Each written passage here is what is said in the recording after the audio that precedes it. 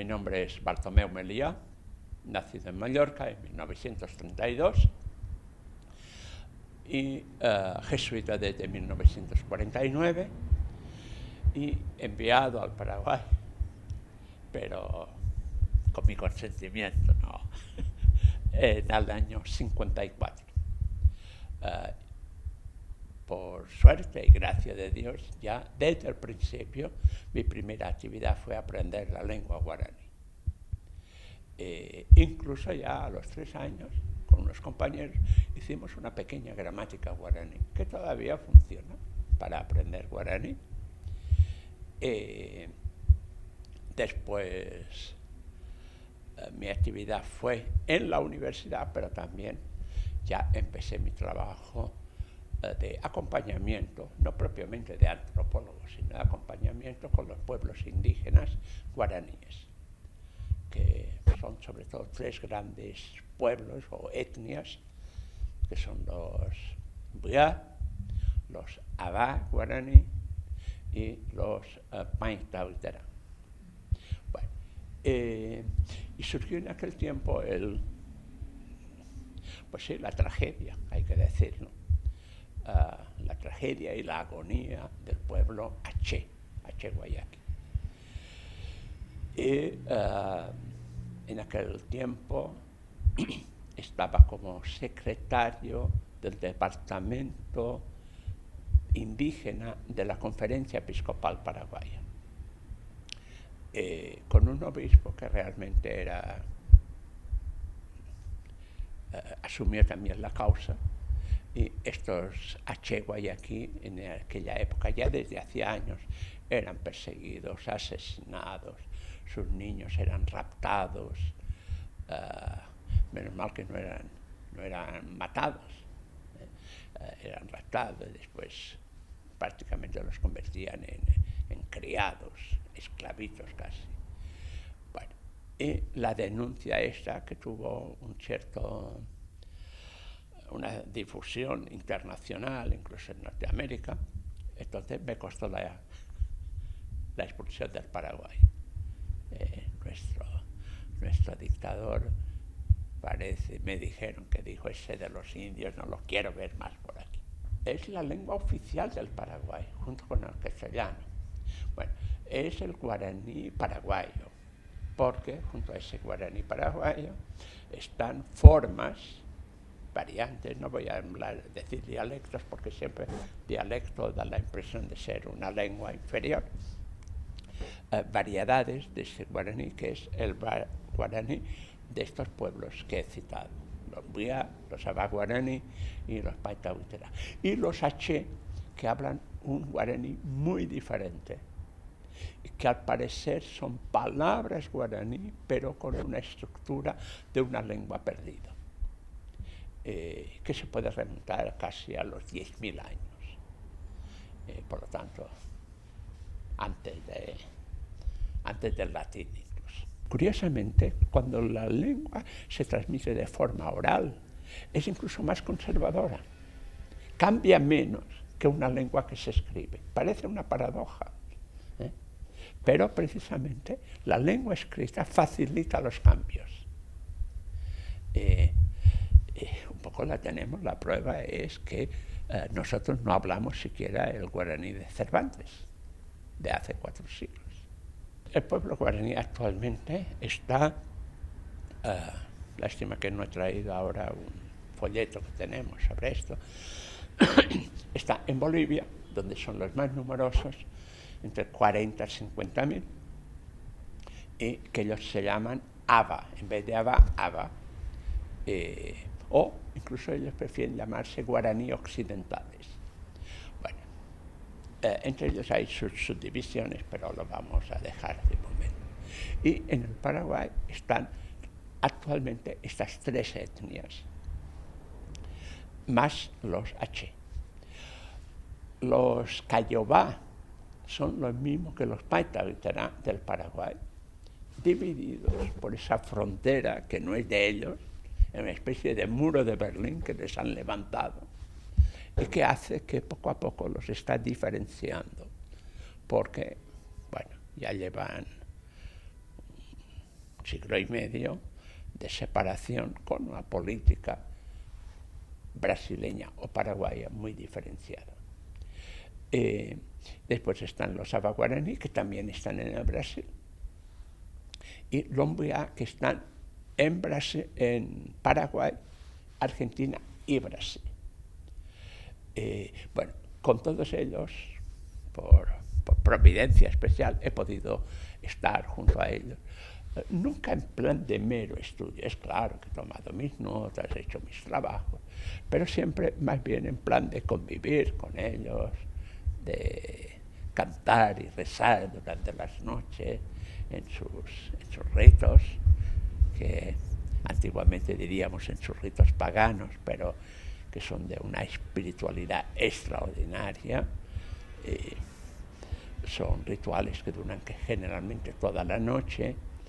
Hay épocas que son mucho más intensas, por ejemplo, la época de la cosecha del maíz y sobre todo las fiestas de la perforación del labio, que esto es una característica de los Paita Witera. Los otros han dejado la perforación del labio, que es, yo he asistido a, no al mismo acto, porque una persona que no tiene el labio perforado no puede asistir, pero estaba detrás de la casa, y por eso el niño no, y es con un punzón de madera, pero lo hacen con mucha rapidez, con mucho acierto. El labio no sangra generalmente.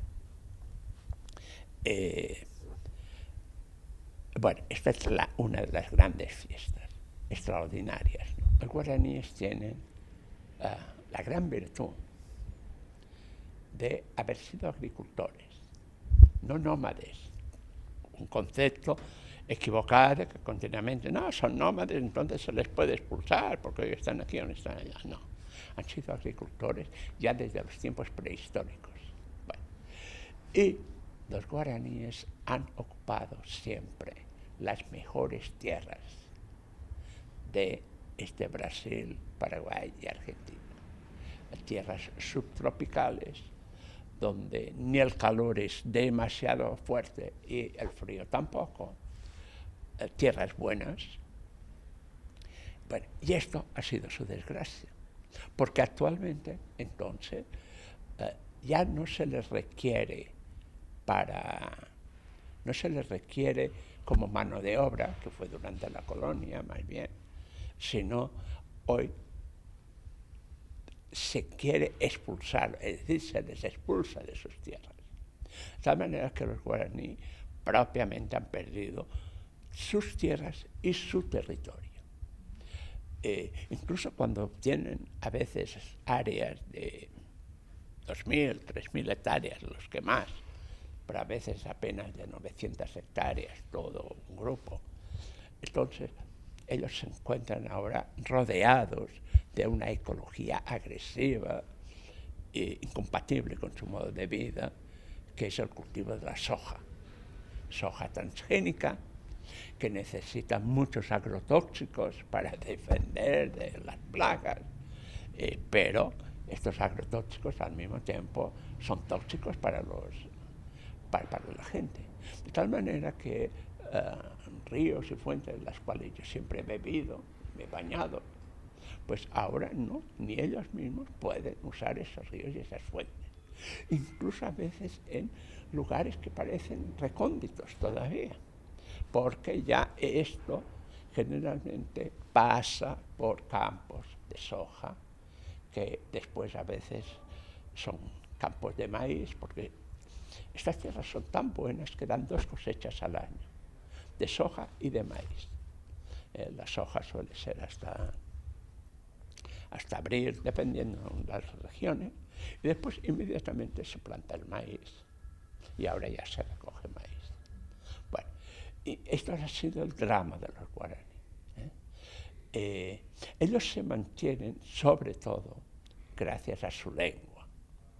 O sea, yo diría, la ecología cultural guaraní es su lengua y su tradición religiosa, que son, creo que está muy bien dicho, son los teólogos de la selva. tienen una espiritualidad que saben explicar, no es una repetición así, medio de memoria, no. Son muy creadores, son grandes poetas. Los cantos nuevos, inspirados, esto es cosa de cada día.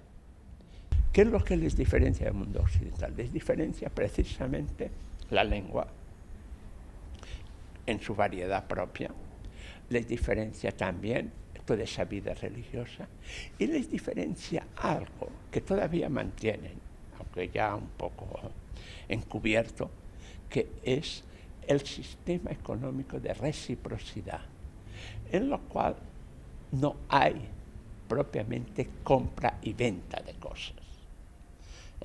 Comprar y vender cosas, esto ellos lo designan con la palabra que en su lengua significa venganza. Cuando usted vende algo, usted se está vengando de alguien. En vez de darle la cosa, usted es vengativo. No le da la cosa, sino... Claro, al empezar esta venganza, el otro tiene derecho a vengarse de ustedes. Para ello nosotros somos una sociedad de venganza. Lo cual, en este momento de crisis que vive Europa, todo el mundo se está vengando de alguien. Nosotros somos una sociedad de repetidas y sucesivas venganzas. Bueno, llega un momento en que el FMI es el gran vengador. Y la gente, claro, se revela más o menos, pero tampoco puede hacer gran cosa. Pero en fin, no voy a entrar en un tema que no es tanto de mi especialidad. Entonces, estas tres características, lengua, espiritualidad, una espiritualidad de la palabra, sin imágenes. Un misionero antiguo decía de los guaraní que los guaraní se distinguen por ser finos ateístas, no ateos, finos ateístas, porque en la España barroca y bueno, ya del siglo XVII, bueno, tenemos esas iglesias maravillosas, a mí también me encantan. También esto es espiritualidad, pero en una iglesia es capaz que haya 5 imágenes de la Virgen Santísima, ¿no? Entonces, y ellos no tienen representaciones ni siquiera zoomorfas. Bueno, entonces, ¿cuál es su ritual? Bueno, el ritual es la maraca, baraca. Precisamente en baraca es una palabra guaraní, que ha dado origen a la maraca. Bueno, el baracá y las mujeres el bambú, la tacuara, con lo cual marcan el ritmo. Y con una gran armonía, y el canto. El canto que son diferentes. Hay unos cantos más de carácter tipo salmo, para traducirnos un poco al mismo lenguaje, ¿no? Más tipo salmo, cantos litúrgicos. Y después, a veces hay cantos como más profanos, pero que tienen lugar incluso en las mismas ceremonias religiosas, que son los saludos, los cotigú, que suelen cantar los jovencitos, las jovencitas, ahí se ponen unos enfrente de otros, y bueno, y que son una especie de hi-hi japoneses, ¿no?